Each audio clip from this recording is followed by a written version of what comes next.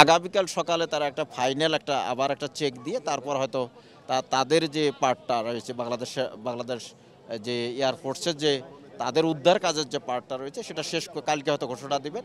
আমাদের CID team আইনি প্রক্রিয়াটা শেষ করার জন্য আমাদের সিআইডি টিম এখানে কাজ করছে।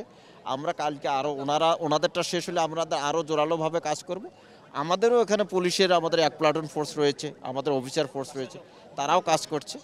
আমরা হয়তো আমাদের আগামীকাল থেকে আমরা আরও যেগুলো আইনি প্রক্রিয়া রয়েছে সে কাজগুলো আমরা আরও ভালোভাবে সবই উদ্ধার হয়েছে। আমরা ডেড বডি যে ব্যাগেজ ছিল সেটাতে করে সেগুলো হাসপাতালে নেওয়া হয়েছে, সিএমএইচে নেওয়া হয়েছে।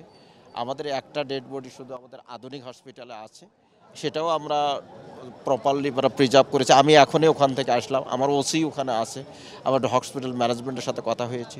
না, এই ধরনের কোনো বিষয়ে আসেনি এখন পর্যন্ত। আমার কাছে একটা ফ্যামিলি এখানে আসলে তারা বলছিল তাদের ক্লাস 3-র একটা মেয়ে এটাকে খুঁজে পাচ্ছে না তারা। তখন আমি বললাম যে একটা ডেড বডি, আমি খুব দুঃখিত বলতে হচ্ছে এখন, একটা ডেড বডি একটা আধুনিক মেডিকেল যে বাংলাদেশ মেডিকেলে রয়েছে, আমি দেখে এসেছি, সেটা সুন্দরভাবে প্রিজার্ভ করেছি আমরা। তো সেটা ওনাদের পাঠিয়েছি, আমরা ওসিকে ওখানে রেখেছি, ওনাদের নাম্বার দিয়েছি, যাতে বললাম যদি ওনারা আইডেন্টিফাই করতে পারে, সম্ভব হয়, তাহলে সেক্ষেত্রে হয়তো ওনারা পাবেন। আমরা সর্বাত্মক সকল গার্জিয়ানদের আমরা সহায়তা করছি। ইভেন অনেক গার্জিয়ানও কিন্তু বাচ্চা নিতে এসে তারাও আহত হয়েছে, তাদেরকেও আমরা সব সাপোর্ট দিয়েছি। আমরা হসপিটালেও কিন্তু আমরা প্রেশারাইজ বলতে বুঝেছি, তাদেরকেও আমরা অনুরোধ করেছি তাদের বেটার ট্রিটমেন্ট যাতে হয়।